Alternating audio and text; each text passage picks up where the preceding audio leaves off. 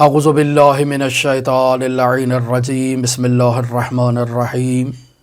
ابن فہد ہلی ہے اپنی کتاب عدۃ الداعی و نجاح الساعی میں اس عمل کو امام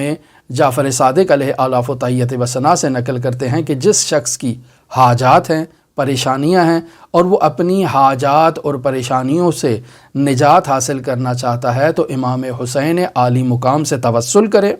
یعنی امام حسین علیہ السلام کے حرم مطہر میں چلا جائے، امام حسین کے سر اقدس کے پاس کھڑا ہو کر امام حسین کو ان الفاظ میں یاد کرے: یا ابا عبداللہ اشہد انک تشہد مقامی و تسمع کلامی و انک حی عند ربک ترزق فاسأل ربک و ربی فی قضاء حوائجی۔ اگر وہ اس الفاظ سے امام حسین کو مخاطب قرار دے گا اور امام حسین سے یہ کہے گا کہ اے مولا ابا عبداللہ امام حسین، میں گواہی دیتا ہوں، اشہد انک، میں یہ گواہی دیتا ہوں کہ آپ تشہد مقامی، میرے مقام کی، جہاں میں کھڑا ہوا ہوں اور جہاں میں جس مقام عقیدتی پر فائز ہوں، پس مقام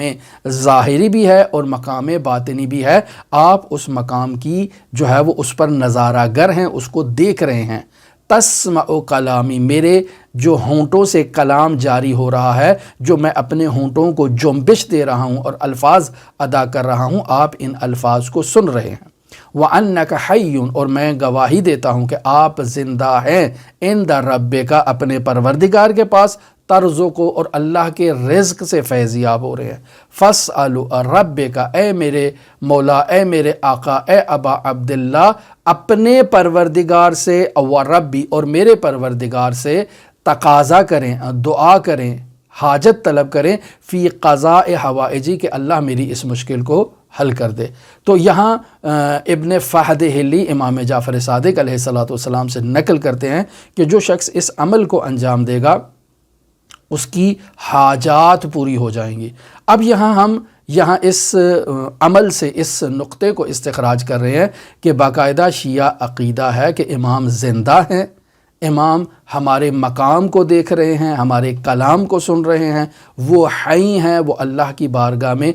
رزق پا رہے ہیں، اور جب ہم امام کو ان الفاظ میں مخاطب قرار دیتے ہیں تو وہ اللہ کی بارگاہ سے ہمارے لیے ہماری مشکلات کی برطرفی کا تقاضا بھی کرتے ہیں۔ امام رؤوف کی بارگاہ میں آپ سب کے لیے نائب و زیارہ بھی ہیں اور دعا گو بھی ہیں۔ اللہم صلی علی محمد و آل محمد وعجل فرج قائم آل محمد۔